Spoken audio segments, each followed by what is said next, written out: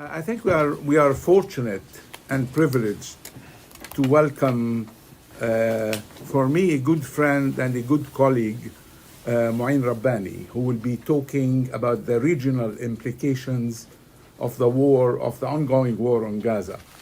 Mouin is a first-class researcher, analyst, commentator, specializing in Palestinian affairs, the Arab-Israeli conflict, and the contemporary Middle East. He has, among other positions, previously served as Principal Political Affairs Officer with the Office of the UN Special Envoy for Syria, Head of Middle East with the Martti Ahtisaari Peace Foundation. Some of you know from other classes about the work of the foundation.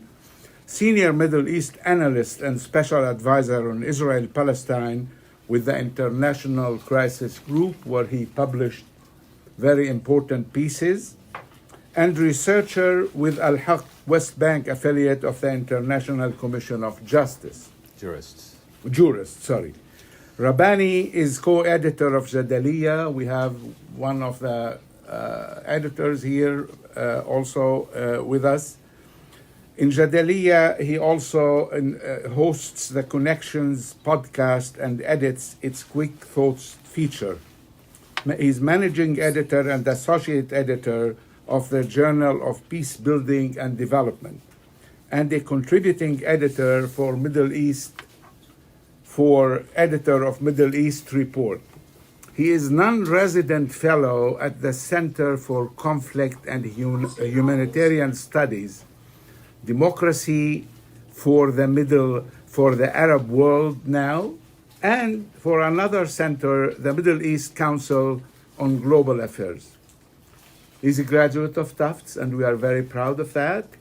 He will be visiting us again in April. He's a graduate of Tufts and Georgetown University's Center for Contemporary Arab Studies. You can ask them to. And he published, presented, and commented widely on Middle East issues, including for most major print, television, and so on. I won't less that because it's almost everything. Why I'm saying this? As you know, as usually have short presentations for the speaker. I'm doing this rather detailed presentation, presenting Mouin, because given this, what I just mentioned, he's probably one of the best who can be talking about the topic of regional implications of the ongoing war on Gaza, right? But Mouin was invited to speak at the Institute for Global Leadership at Tisch College. He was supposed to speak yesterday. His talk was announced a month ago. Day before his talk, he was contacted by the organizers and his presentation was canceled. He will tell us a little more, but what we know is that Tufts Against Anti-Semitism group pressured the organizers and a funder, and I don't know who else at the university. The event was canceled under pressure. This is a serious infringement on academic freedom at our university.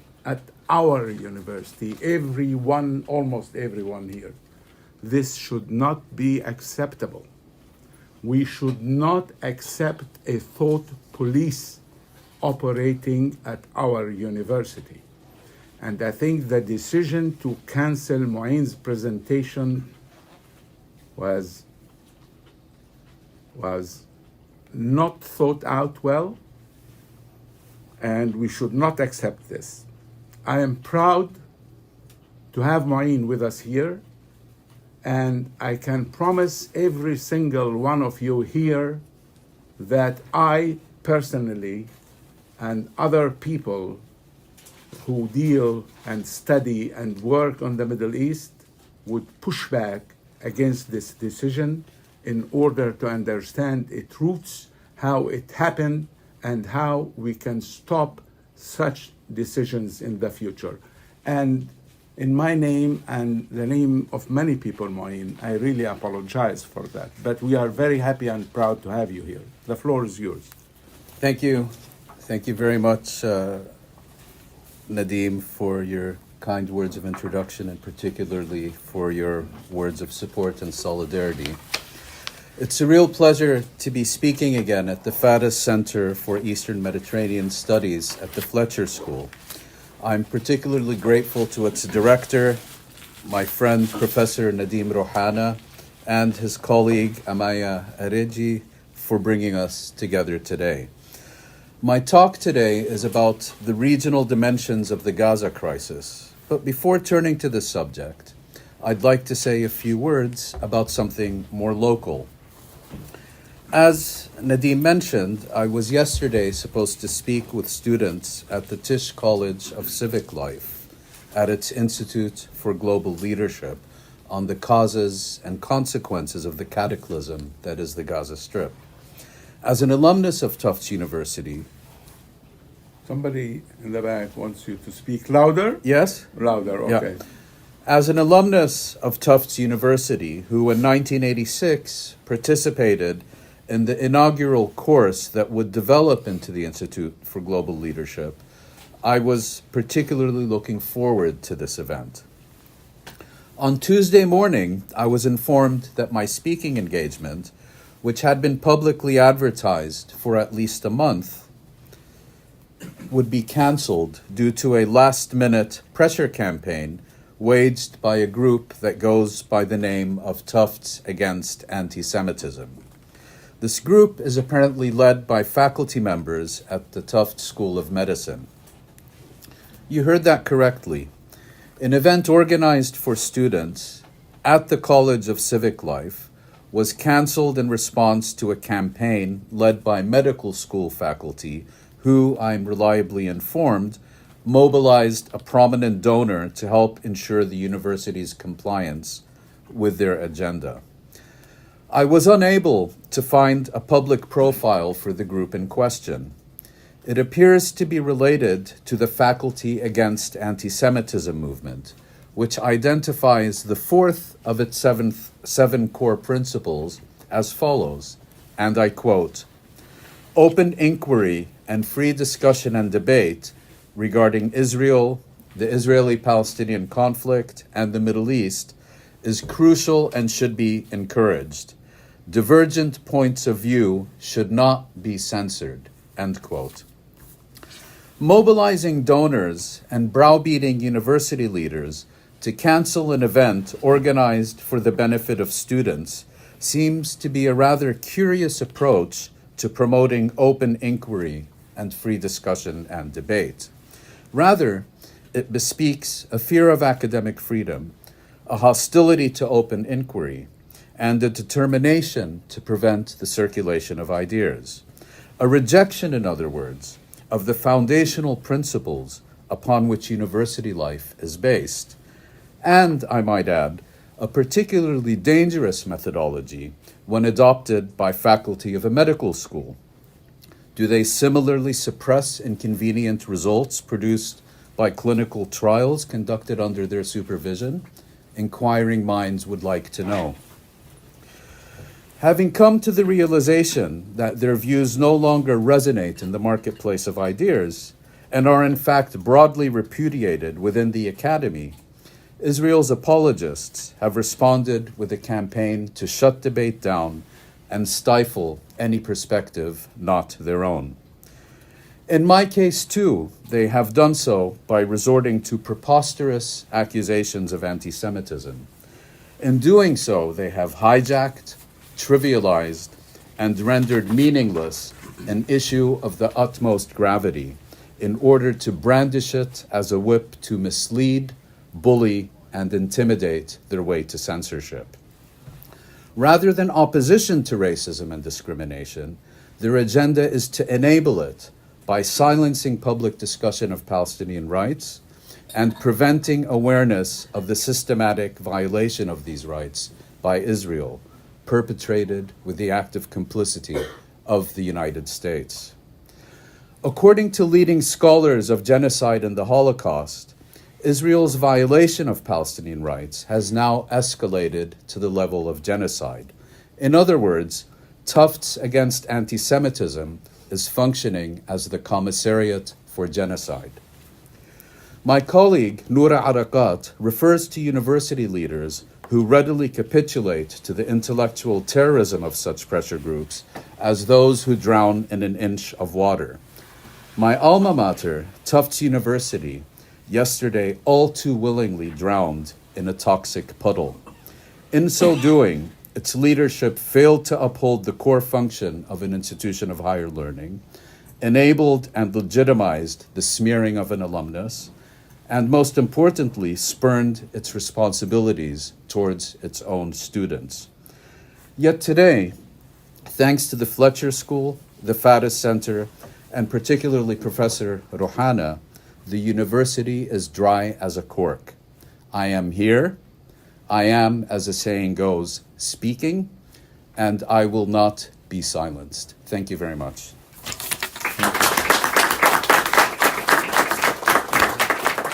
So, now turning to the matter at hand, I will be speaking about the regional dimensions of the Gaza crisis, and I will look particularly at four issues. The first, I will discuss the influence of Arab-Israeli normalization agreements on the decision by Hamas to launch its attacks on the 7th of October last year. I will then examine the role of Hamas within the self-styled axis of resistance. I will then look at how this axis has developed during the Gaza crisis during the past year. And finally, I will consider the long and short-term impact of the Gaza crisis on regional dynamics within the Middle East. To take the first issue, a clear aim of Hamas on the 7th of October last year was to once again place the question of Palestine prominently on the regional and international agenda. In this context, the Arab-Israeli normalization agreements, and particularly those reached during the first Trump administration, had been key to Palestine's marginalization and were seen as tantamount to extending a halal certificate to the concept of Greater Israel. Where Arab-Israeli normalization had previously been perceived as a trump card to be exchanged by the Palestinians in return for an end to occupation and Palestinian statehood, these agreements were transformed into an instrument that Israel could use to isolate and marginalize the Palestinians and continue dealing with them unilaterally. These agreements effectively inverted the formula that had been set forth in 2002 in the Arab Peace Initiative. So, in that general sense, these agreements clearly played a supporting role in explaining the genesis of the October 7 attacks. But the more pertinent question, and the one that's been repeatedly raised, is whether Hamas acted specifically to prevent a Saudi-Israeli normalization agreement, an agreement that would make the significance of its predecessors pale by comparison. I do not think that was the case, and here's why. What's presented as a Saudi-Israeli normalization agreement is in fact primarily a bilateral Saudi-US deal.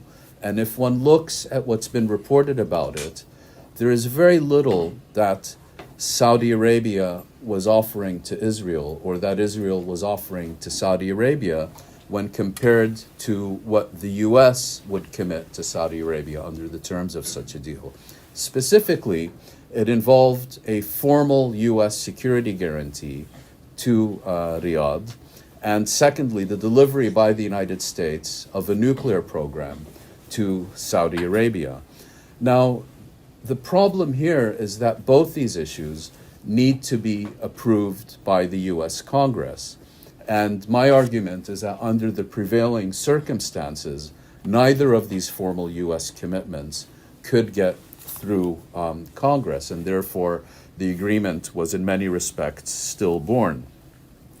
Assuming I'm wrong on that, the agreement concludes an additional aspect, which is that in exchange for formal Saudi recognition of Israel and diplomatic normalization with it, Israel, prior to October 7th, was required to present a number of largely cosmetic gestures to the Palestinians in exchange for Saudi recognition. The problem here is that when one looks at the composition of the current, and for that matter, the former Israeli government, even these cosmetic gestures would never have been adopted and offered by the Israeli government. So that aspect of it wasn't going to happen either. And the interesting thing here is that during 2022 and 2023, the Biden administration used this issue to try to persuade Israeli Prime Minister Benjamin Netanyahu to ditch his far-right coalition partners and form an alternative Israeli governing coalition that would accept these gestures. The problem here is that the most likely partner Netanyahu would have for such a new coalition, Yair Lapid, while prepared to accept these gestures, is on record repeatedly stating that he would never support a Saudi-Israeli normalization agreement that incorporated the American delivery of a nuclear program to Saudi Arabia. So that was not going to happen either. And so when earlier this year, the Saudi Crown Prince, Mohammed bin Salman, proposed to the Americans to conclude a bilateral U.S.-Saudi agreement pending the return of sanity to Tel Aviv, this was categorically rejected by the Americans, who said we either have a trilateral deal or we have none at all. But I think the most important point is that if Hamas indeed was looking to sabotage a Saudi-Israeli normalization agreement through its attacks of 7th of October, it only had to examine the fate of previous such agreements and how they were affected by armed conflict in the Middle East. And here the record is clear. There is no previous instance where an Arab-Israeli normalization agreement was scuttled as a result of an Israeli onslaught against the Palestinians. So, to give the most prominent example, the 1979 Egyptian-Israeli peace treaty handily survived the 1982 Israeli invasion of Lebanon, up to and including the Sabra Shatila massacres. The 1994 Israeli-Jordanian peace treaty was unaffected by continuing Israeli settlement expansion during the 1990s, was unaffected by Israeli actions during the Second Intifada, including Operation Defensive Shield, and was unaffected by repeated Israeli onslaughts on the Gaza Strip after 2007. And most recently, the series of normalization agreements brokered by the first Trump administration handily survived Israeli policy in the years since. And finally, if one looks at the statements issued by Hamas itself in seeking to justify its attacks and of the 7th of October last year, nowhere in these statements do you see a reference to any effort to prevent Saudi-Israeli normalization as a key objective or as an objective at all in these statements. They rail against Arab-Israeli normalization in a general sense, particularly to those normalizations that already existed, but they do not identify Saudi-Israeli normalization as one of their targets. And on this basis, excuse me, my conclusion is that Hamas would not have had to have expended much effort into reaching the conclusion that any effort to undermine or sabotage such an agreement, whether imminent or not, would have been an exercise in futility, because at most it would have been able to postpone such an agreement for a decent interval rather than scuttle it altogether. Second point I'll examine is the role of Hamas in the self-styled axis of resistance. And here I would start by pointing out the axis of resistance is a coalition and not an alliance. It consists of a number of states, movements, and militias in the Middle East who share a collective agenda of confronting and reducing U.S. and Israeli influence in the Middle East, at times including confronting Western-aligned regional governments as well. This coalition is often presented by Israel as an octopus, in which Iran forms the head and the other members its tentacles. In other words, it's closely and firmly controlled by Iran. Yet, I think it's more accurate to compare the role of Iran in the axis of resistance to that played by Germany and the European Union, rather than that of the former Soviet Union and the Warsaw Pact. In other words, it's clearly the strongest and most influential member, but it does not exercise full and firm control over the agenda and actions of the other members, and I'll explain that further in a moment. Relations between the various members of the Axis and between its members and its most powerful member, Iran, have indeed been fluid over the years. Look, for example, at the shifts and changes in Syrian-Iranian relations during the past quarter century. Go back to 2000, and even more so to the 1980s, and Syria was very much in the driver's seat in this relationship, and was able, for example, to control Iranian influence and access in Lebanon. Fast forward to 2015, and Syria became dependent upon Iranian support and assistance for the very survival of its government. And that's just one example of shifting relations within this alliance. The more pertinent example for our purposes is the role of Hamas in this axis of resistance. And here, Hamas has had a very interesting relationship.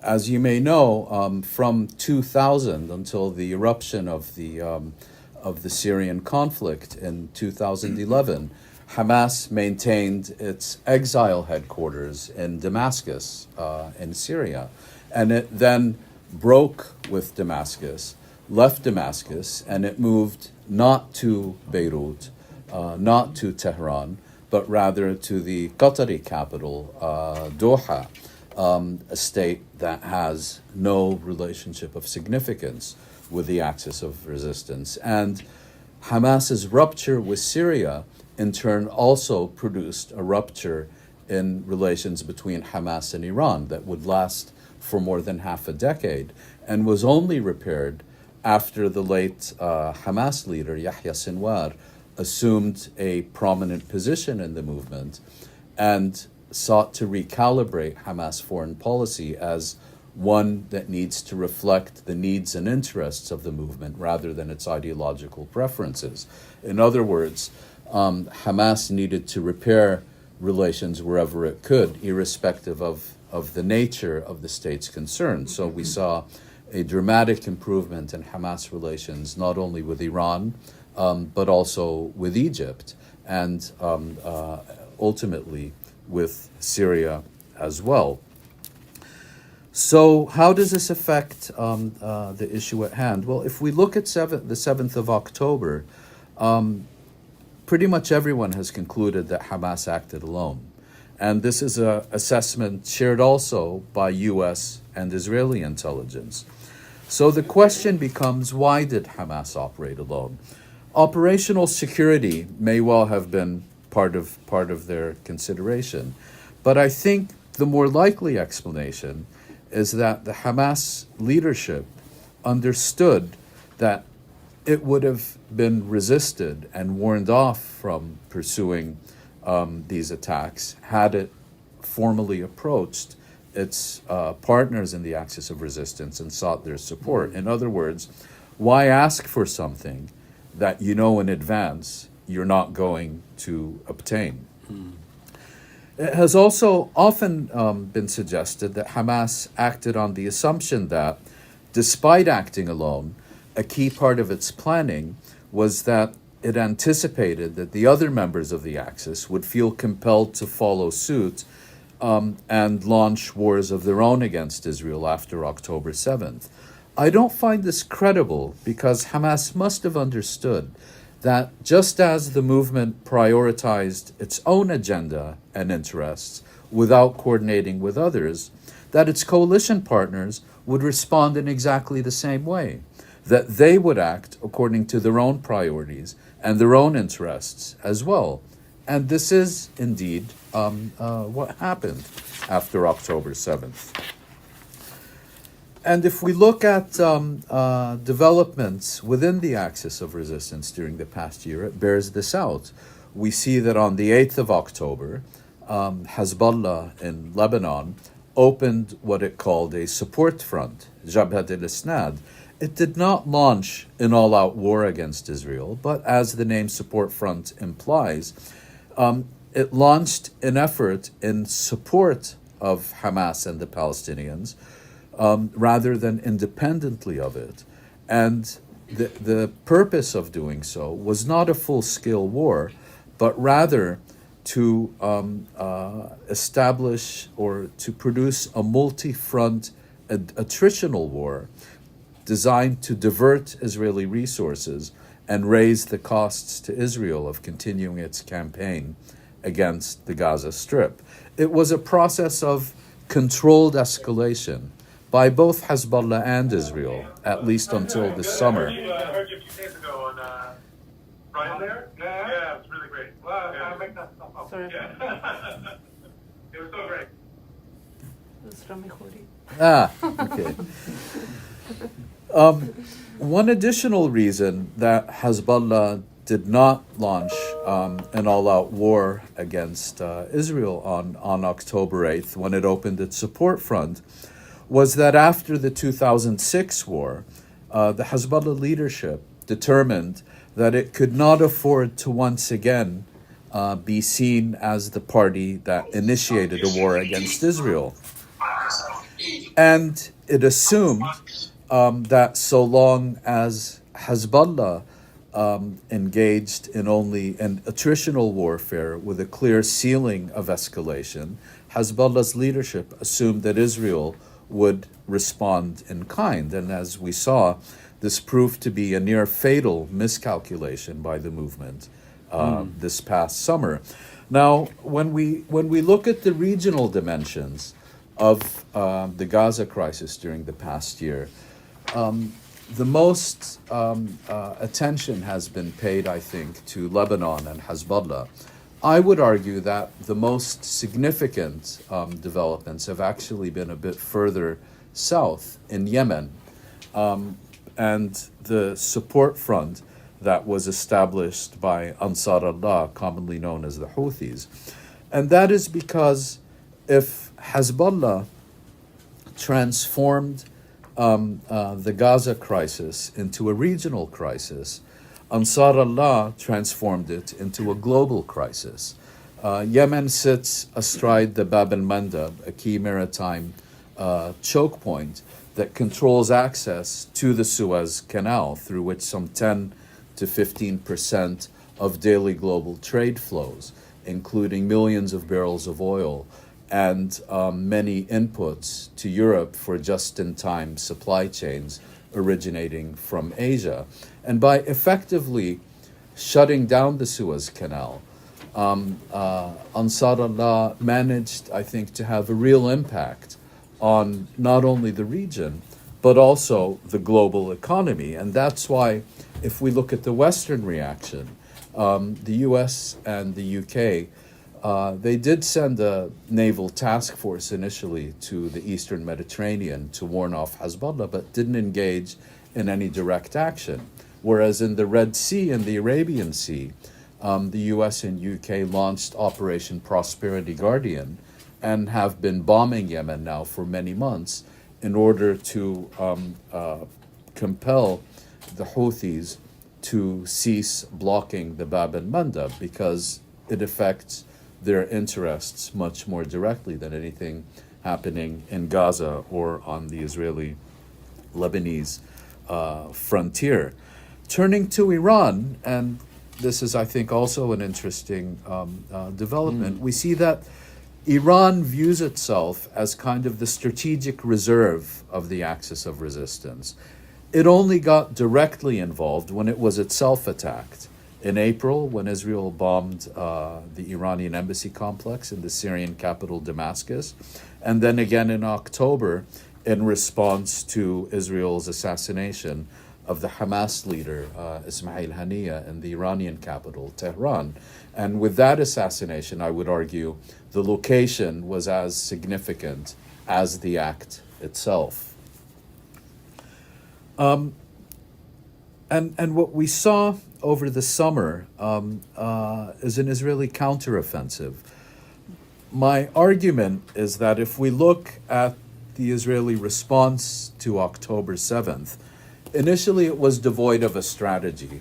It was a response governed by revenge and bloodlust, without any clear idea of where it wanted to go. But over the course of the summer of this year, I would make the argument that the Israeli leadership began to gain in confidence and began to set forth a clear strategic objective. And this objective was to dismantle and destroy the axis of resistance, first by forcing its individual components to de-link their activities from developments in the Gaza Strip, and then to seek to dismantle its individual components. And I would argue that the most significant development in this respect was Israel's ability to successfully eliminate virtually the entirety of Hamas's senior political and military leadership within the space of just a few short weeks. And on this basis, Israel concluded that it basically just needed to kick the door in, and that Hezbollah would collapse. And with the disintegration of Hezbollah, the road to Tehran would be wide open. You may remember Netanyahu shortly after the assassination of Hezbollah General Secretary Hassan Nasrallah, assuring the Iranian people that salvation was coming and you will achieve your freedom much sooner than you think. And I think this reflected a clear ambition to fundamentally redraw the strategic map of the Middle East in a manner similar to that which Israel had succeeded doing in 1967.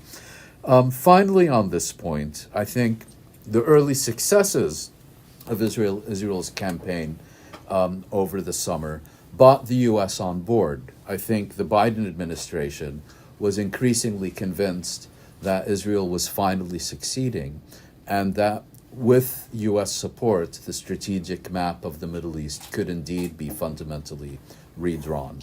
The wrench, the monkey bar, and the wrench at the gearbox, or whatever the explanation is, was Hezbollah's remarkable recovery, just as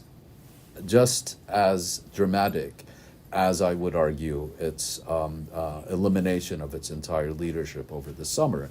And by being able to prevent Israel from wiping out the organization in southern Lebanon in recent months, that strategy kind of ran into a brick wall. So this brings a question: how will the incoming Trump administration deal with this issue? I think it's a very difficult question to answer. On the one hand, you look at Trump's appointments, and these are people who basically are trying to figure out why a nuclear device hasn't yet been dropped on Tehran.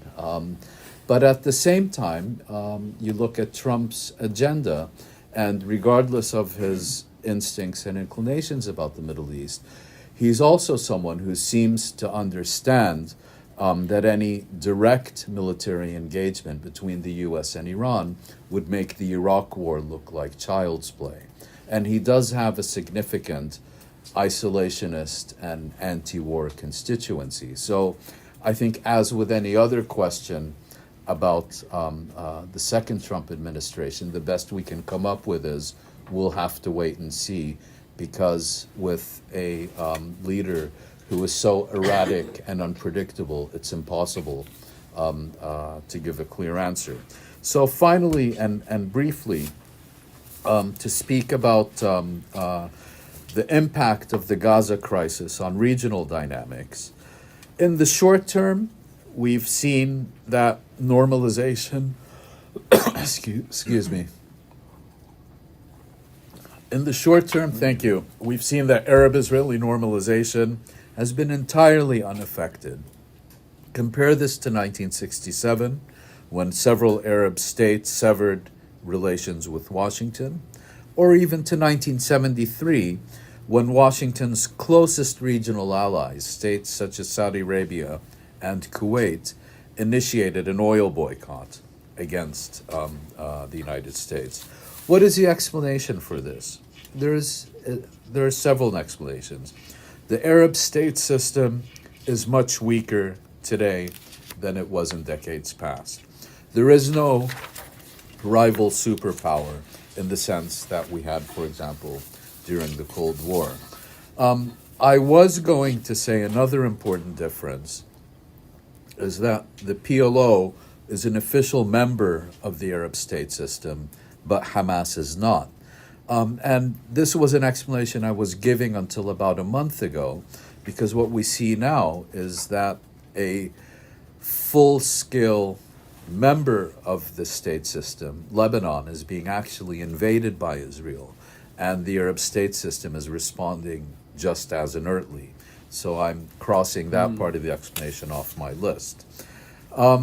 We're dealing with a polarized region where I would argue that many regional actors were happy to see Hamas weakened, if not destroyed, because in their view, this also weakened their primary regional rival. And many states today, Arab states, have close security relations with Israel. Think, for example, of Egypt and its cooperation with Israel and the assistance Israel gave the Sisi regime in trying to put down the insurgency in the Sinai Peninsula. And finally, and I think this is often overlooked, I would argue that regional governments do not want to be seen as accommodating popular sentiment among their own citizens in the wake of a decade of Arab upheaval. Another short-term consequence, and this is, I think, an ironic one, is that we have seen elements of a rapprochement between Iran and the members of the Gulf Cooperation Council. Israel's conduct over the past year has transformed GCC perceptions of the Israeli government from that of a reliable security partner to that of a threat that appears determined to set the region aflame.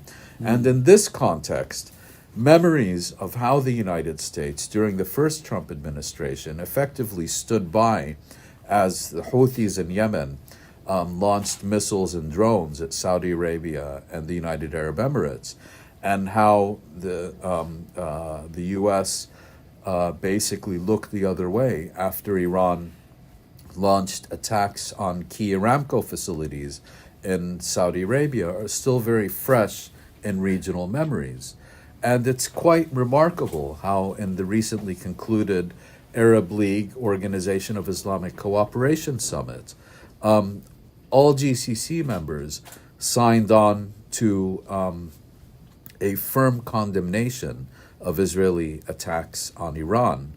and emphasize their support for Iran's sovereignty. Compare this to the previous summit, and there was nothing of the sort. And you can dismiss this as just rhetoric, but I think it reflects an important transformation of underlying assessments of threats to their security and stability, because the GCC states understand that in the event of an all-out war, it will be them rather than Israel, Iran, or the United States who will be the main victims of a regional conflagration.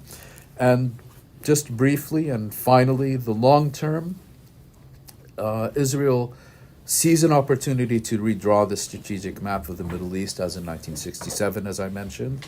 But this is unlikely because if it is indeed the case that the road to Tehran goes through southern Lebanon and the southern suburbs of Beirut, Hezbollah has sufficiently recovered to prevent such a scenario. I think it's useful to make a comparison also with 1948. After 1948, we had a decade of regional upheaval with coups and revolutions throughout the region, culminating in the overthrow of the Iraqi Hashemite monarchy in 1958. Now, of course, this had many causes, and primarily local causes, but it all took place in the shadow of the 1948 Palestine War and the Nakba. There's an important difference. In the late 1940s, Arab governments and Arab militaries directly participated in the Palestine War and lost.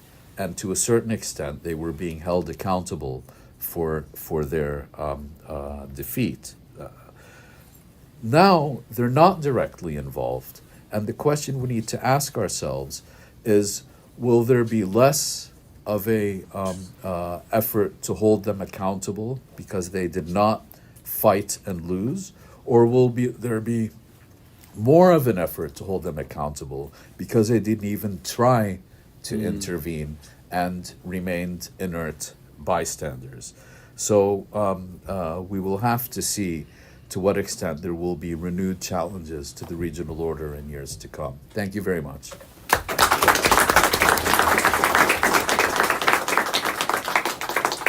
Well, Mouin, thank you very much for this comprehensive presentation and for sharing with us very important insights and raising very thoughtful questions too. So, like the last one. So we'll open the floor for some comments and questions. And we will try to have, if we need, a couple of more minutes after 1 o'clock. But who would like to start? I can start. Yes, please go ahead. Thank you so much. Can you just please say your name? Sure. I'm Hassan. I'm a faculty member in Arts and Sciences. The question I had was maybe a very quick one. You alluded to in your remarks about Israel seeking to redraw sort of the strategic map.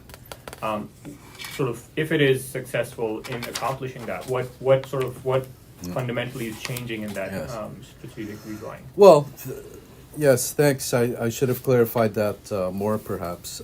But I think from Israel's perspective, it sees a situation now where it or at least it saw in recent months, where it had opportunities similar to 1967. In 1967, it broke the back of the Arab nationalist regimes. And I think what it would like to see as an outcome now is where the axis of resistance is mortally wounded, if not fatally undermined, where in the wake of that, you get more Arab-Israeli normalization agreements independently of any resolution of the question of Palestine, and that this then places Israel in a position to continue unilaterally resolving the question of Palestine exclusively on its own terms.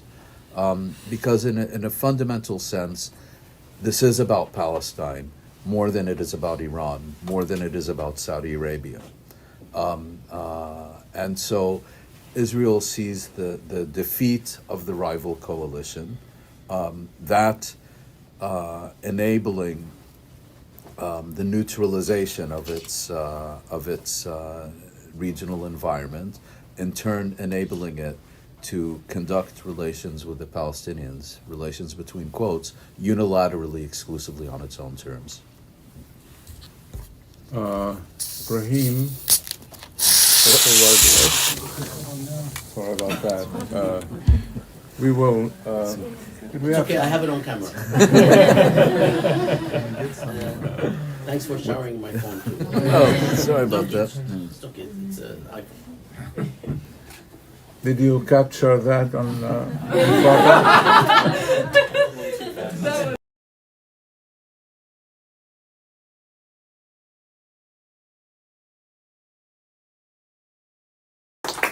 Well, Mouin, thank you very much for this comprehensive presentation and for sharing with us very important insights and raising very thoughtful questions too. So, like the last one. So we'll open the floor for some comments and questions. And we will try to have, if we need, a couple of more minutes after 1 o'clock. But who would like to start? I can start. Yes, please go ahead. Thank you so much. Can for you this. just please say your name? Sure, I'm Hassan. I'm a faculty member in Arts and Sciences. The question I had was maybe a very quick one. You alluded to in your remarks about Israel seeking to redraw sort of the strategic map. Sort of, if it is successful in accomplishing that, what fundamentally is changing in that strategic redrawing? Well, yes, thanks. I should have clarified that more, perhaps.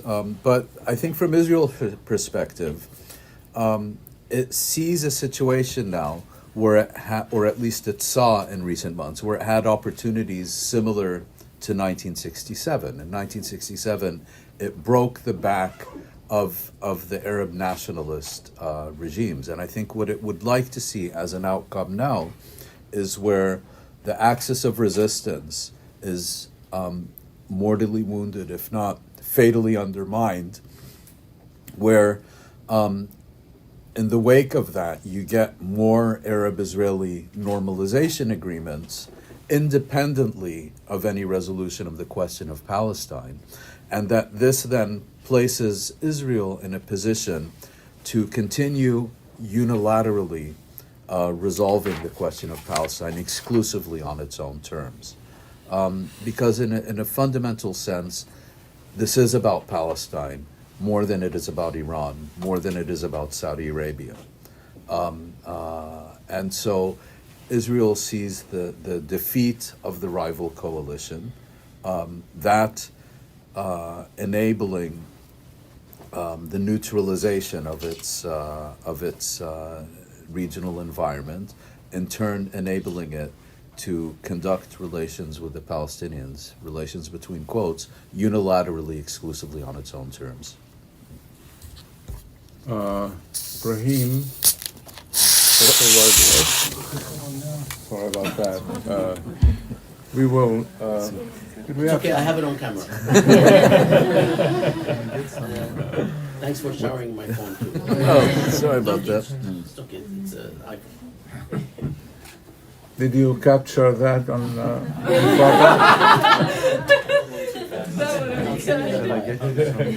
It's okay. It's fine. Are we getting some? Yeah, we are getting some. Please. My name is Ibrahim. Professor Wardi. I teach Wardi. here at Yeah. the lecture school. And on the question of regional implications, one aspect I'd like you to address, maybe briefly, is the connection between the Trump administration and Miriam Adelson, and supposedly a demand is to annex the West Bank, Yes. and then the nomination of the new ambassador or the future ambassador to Israel, whose claim to fame is his attachment to what he calls Judea and Samaria. So what do you think about the prospect of actually annexation, or this being a central Trump preoccupation? Yeah, I think annexation is likely, and I don't think this is primarily or exclusively because of Miriam Adelson. I think it was a direction of travel of U.S. policy for many years. You saw, for example, the Biden administration did not reverse a single initiative undertaken by the first Trump administration on the Middle East. Jerusalem, Golan Heights, normalization, Western Sahara, the whole framework. And in fact, it tried to build on it rather than reverse any of that. And I think part of the reason is because the first Trump administration's key policies were less of an anomaly than meets the eye. Because I think you can also make a valid argument that what Trump did during his first year was in fact the logical culmination of decades of U.S. policy. Much of what he did, whether it was shutting down the PLO mission in Washington, which Biden never reopened, whether it was recognition of Israel's claims of sovereignty over the West Bank, that was based on long-standing bipartisan congressional legislation rather than something thought up over a Big Mac in the Oval Office by Trump and Kushner. So that would be my first point. My second point is that I have seen these reports, which I presume are accurate, that in exchange for $100 million in campaign funds or whatever it was, Trump promised Miriam Adelson that he would support Israeli annexation of the West Bank. Well, that may well be a deal that is consummated, but with Trump, you never know. She may end up feeling as bamboozled as many of Trump's other donors and supporters. And I do think that annexation is increasingly on the agenda, whether it's annexation of the settlements, annexation of the entirety of the West Bank is more difficult. Or Area C. Yes, Or area, Area yes. C, which is 60% of the West Bank. Yes. I have two quick questions. I'll just do that, and I see 3-4 hands. I'll do that quickly, really. One is about Hamas. And, you mentioned, I think rightly, that Israel's strategy it started with the campaign of revenge and so on, but the strategy evolved. How did the strategy evolve vis-a-vis Hamas and the future of Gaza in Europe? That's number one. And number two, regarding the rearrangement of the Middle East, you made a point that Hezbollah recovered and is resisting in South Lebanon. Now, the U.S. proposal for ceasefire is that Israel will have the right to intervene, right? If Hezbollah accepts that, or Lebanon accepts that, okay, let me put the question this way. Does this put additional pressure on Hezbollah not to accept that, because that will give Israel really, Israel would have achieved a major part of rearranging the Middle East? I can't imagine that either Hezbollah or, more importantly, the Lebanese government will accept a ceasefire proposal that is at such fundamental divergence from UN Security Council Resolution 1701 of 2006 that it essentially allows a party, Israel, that is supposed to be one of those implementing the terms of the resolution, the right to violate it. In other words, it will be for Israel to determine whether it needs whether it wants or not to intervene in Lebanon and bomb this or bomb that. And Israel will have an almost absolute right to do so. I can't imagine any national Lebanese official accepting that, quite apart from Hezbollah. Okay. And if they did, I'm sure Hezbollah would resist it and prevent the Lebanese government from accepting that. But I don't see it coming to that. Regarding the Gaza Strip, I've felt for a long time that Israel's scenario for the day after in the Gaza Strip is basically a repeat of what Israel did in the West Bank at the height of the Second Intifada with Operation Defensive Shield in 2002.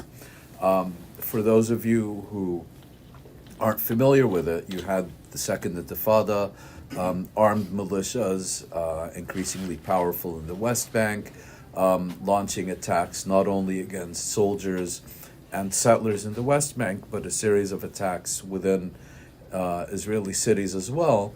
And in March, April, May 2002, the Israeli army invaded every city in the West Bank that had been characterized as Area A, in other words, under exclusive Palestinian Authority jurisdiction.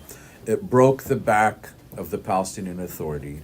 It broke the back of the Palestinian armed movements that were operating in those cities, and then withdrew without any formal ceasefire, without any formal agreement, and and by that point, Israel had determined that neither the Palestinian Authority nor these Palestinian armed groups continued to present a significant threat. So it spent the subsequent years in a much lower level campaign, launching incursions into these cities wherever and whenever it wanted, picking off, from its view, the remaining remnants of these armed movements. It hasn't worked out very well because here we are 20 years later, and these groups are arguably more powerful than they were during the Second Intifada. But I think for Israel, that presents the model. And I think that's also an important reason in understanding why these ceasefire negotiations regarding Gaza have been such a charade during the past year. Thank you.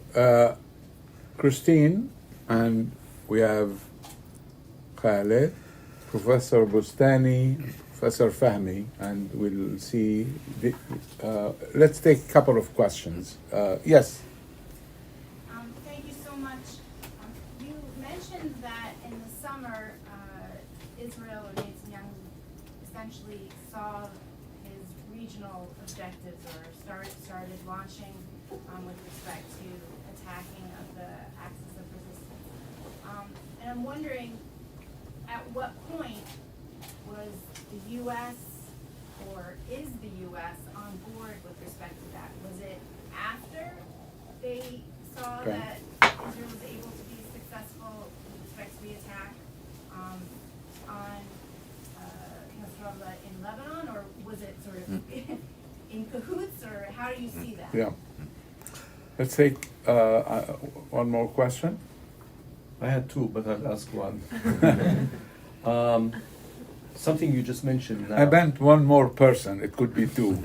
So very quickly, the PA, you just mentioned for the first time the PA now, but an explanation of the October 7th attacks that I've been hearing without really understanding is that this was an attempt by Sinwar to assume some kind of unified leadership of the Palestinian movement, including the PA. What was the logic of this? I mean, I'm not clear here. The second, of course, as you know, I work on 67, and the comparison is always drawn, and you draw it many times. But when I look at 67, I see that the Egyptians didn't sign a peace treaty in 67. They signed a peace treaty 10 years later or more. And it was only after the Americans basically interfered to offer the Egyptians and Egyptian public opinion a carrot of many things, including economic assistance and rehabilitation and a big orientation. So in Egyptian foreign policy. In other words, it would not have happened without, I mean, after 67, the Egyptian public and the Egyptian leadership said, we're No. not signing. Yeah. We said no. Yeah. So if Israel attends to and is making a link with 67, what kind of American assistance can it be calling upon with regards especially to a big change in Iranian?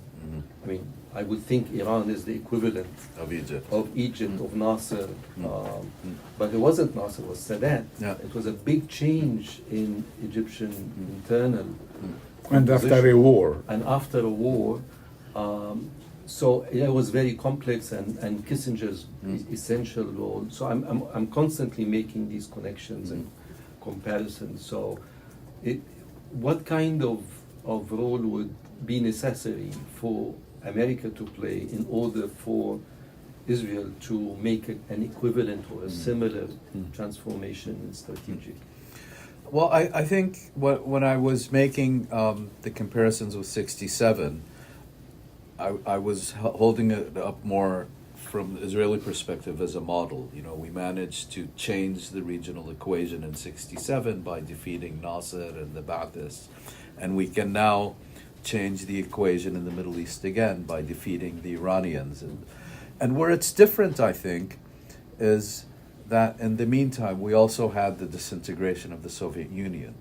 And I think that's, so when you look at, I think the Americans and the Israelis now look at a weakened Iran through the prism of the American victory in the Cold War as well, and that they've perhaps set the bar higher on regime change in Iran. You know, they managed to do it in Iraq, they managed to do it at the end of the Cold War.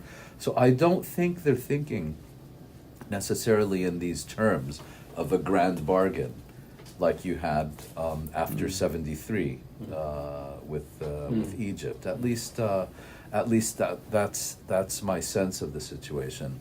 Regarding your first question, I'm not sure what was being suggested either. I never found convincing the idea that Hamas or Sinwar were seeking to somehow undermine the Palestinian Authority, because the Palestinian Authority has so successfully undermined itself.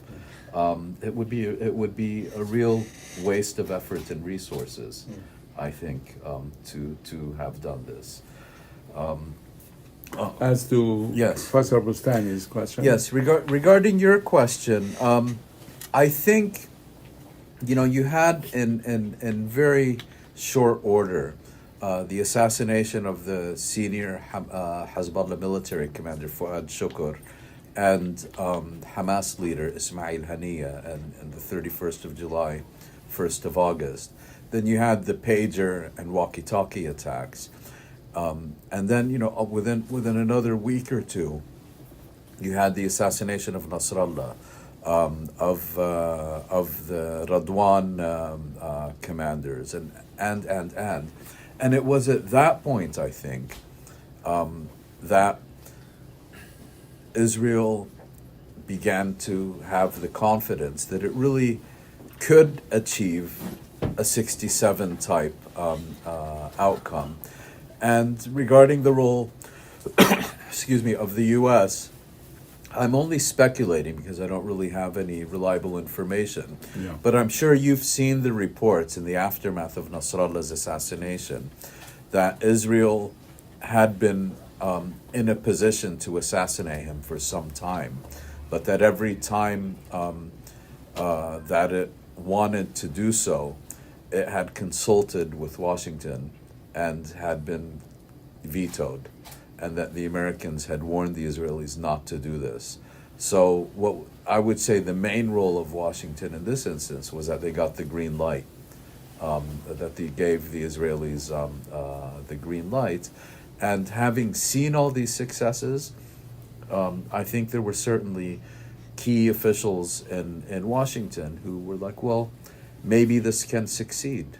let's give it, let the Israelis give it their best shot and see where it lands.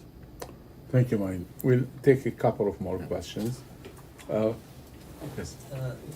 My name is Kuros. I'm a visiting scholar this year. I wanted to sort of push. So you talked in the end of your talk about the reckoning, the possible reckoning of the Arab regimes, presumably about Arab kind of people, Arab kind of citizens of the different Arab countries. And I want you to talk a little bit more about that, but I also want to connect that to kind of what happened in the U.S. And I want to know what you think the significance of it was, and if it continues to be significant, the kind of the pushback, especially on college campuses, right, towards American policy and American role in the issue, and the repression, which your silencing is definitely a part of like making sure that the undergrad students don't hear kind of these kinds of analyses anymore. And that's an ongoing kind of process in American campuses. I kind of want to hear your thoughts about the significance of that movement, the repression of it, and then where you see that going right now. Thank you. We'll have Here.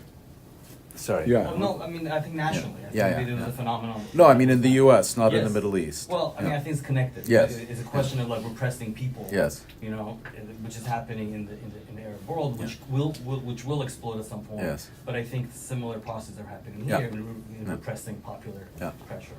Right. Yes. Right. I also just wanted to go Can back you please to- introduce yourself? My name is Yara Hamdan. I'm an undergrad. And I wanted to go back to the point about annexation. I know we briefly kind of talked about that and PLO's role in general. But where would you see PLO standing in the PA if the West Bank is to be annexed within like the next year or two or under the Trump administration?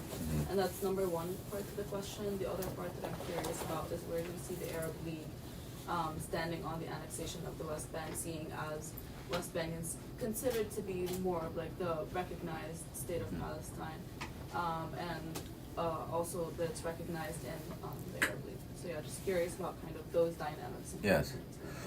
Well, I'll start with your question.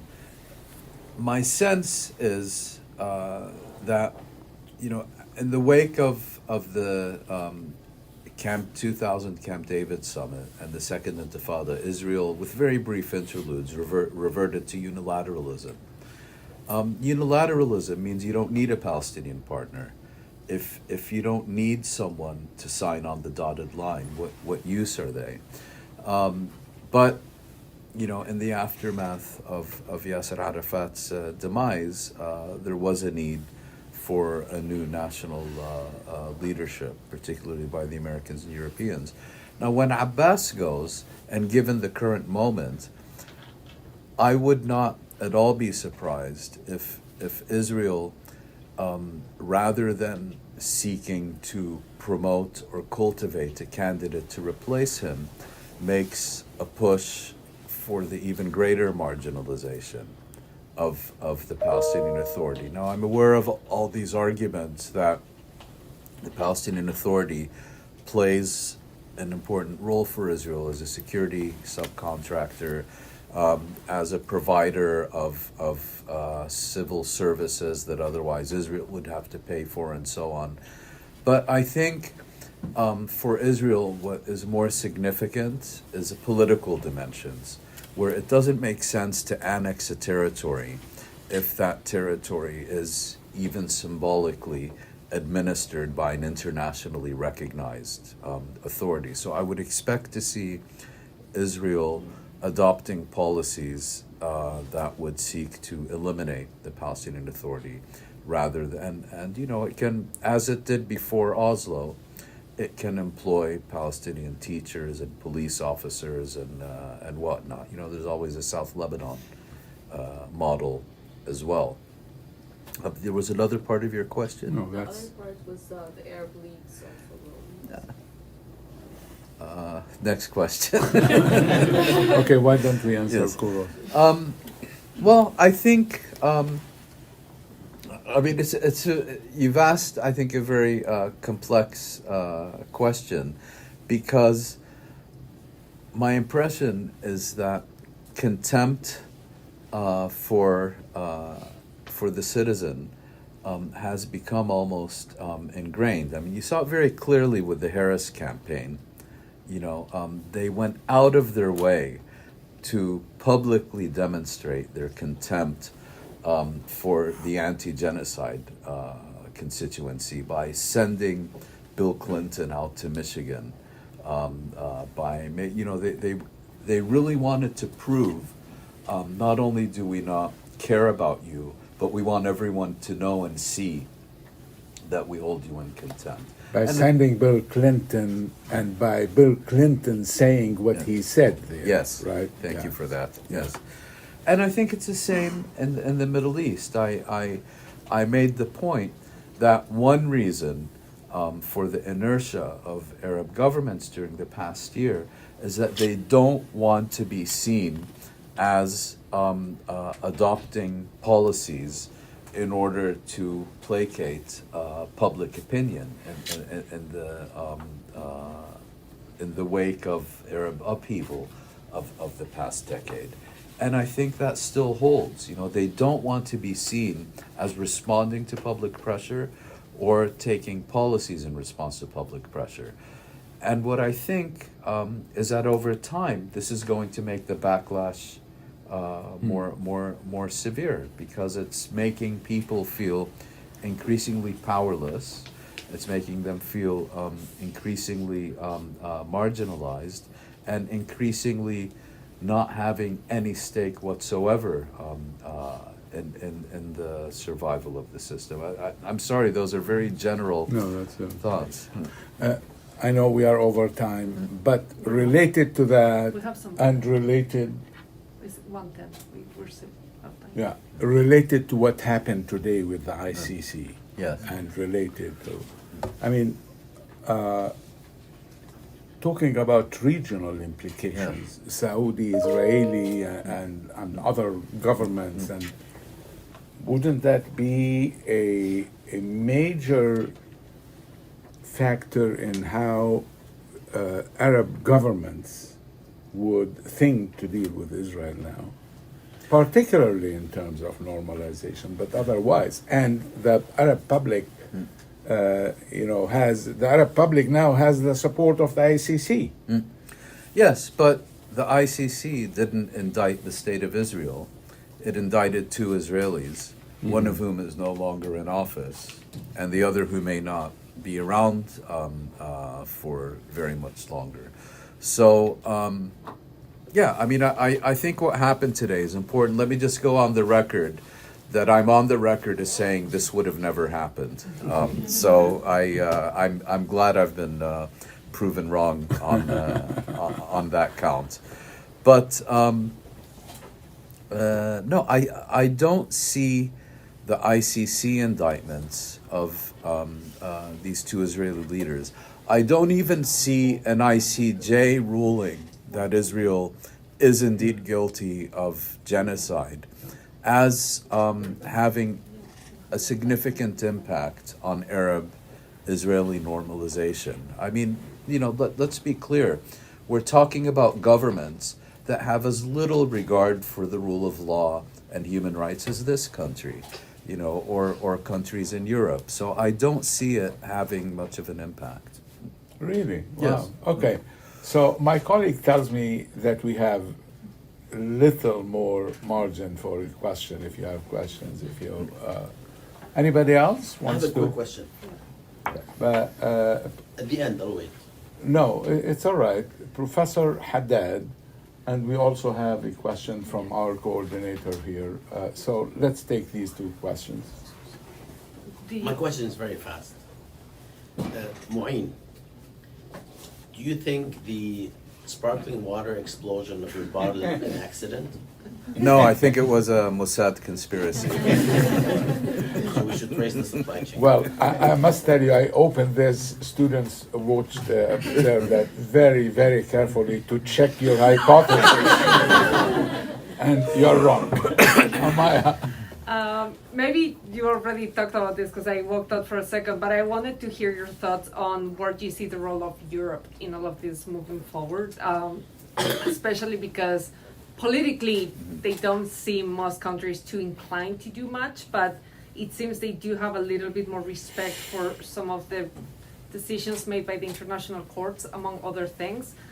So where do you see them kind of moving forward, especially in light of a Trump administration, like if that might change things or not? Right. So we'll take just one more. Yes. My name is Hamid Mold here. Looking retrospectively, do you think that the region is better off now after 7th October or status quo before 7th October? Well, I think you've asked a very difficult question. Clearly, before the 7th of October, we weren't dealing with an active genocide being perpetrated against the Palestinian people of the Gaza Strip. Before the 7th of October, the Gaza Strip had not been reduced to rubble, or parts of southern Lebanon, for that matter. Before the 7th of October, there was very little attention being paid to the question of Palestine, which has now been front and center of the regional and international agenda for over a year. Will this lead to a renewed push to address Palestinian rights? These things don't happen overnight. I mean, the way I like to explain this is that Soweto was in, when was it? The Sharpeville massacre was 1960, 1961. And Soweto uprising was in 76. And the white minority regime stayed around till the mid-90s. So I think it's difficult to draw particularly consequential conclusions on the basis of one moment in history, but quite clearly, to try to answer your question again, there are things today that we would not be experiencing were it not for the aftermath of the 7th of October. And most prominent among these is, on the one hand, the act of genocide, and on the other hand, the international focus on the question of Palestine, and a solidarity movement worldwide that I never anticipated I would experience in my lifetime. What will it result in? I think your guess is as good as mine. A question about Europe? Well, I mean, from what we've seen in the past year, I would have very low expectations.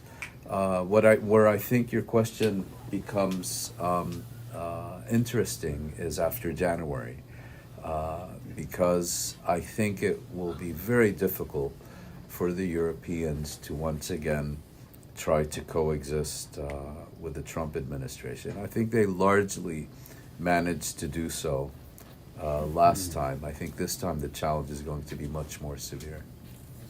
And will that result in a more autonomous European foreign policy, and will that then have positive impact in the Middle East? I'm not holding my breath. Yeah.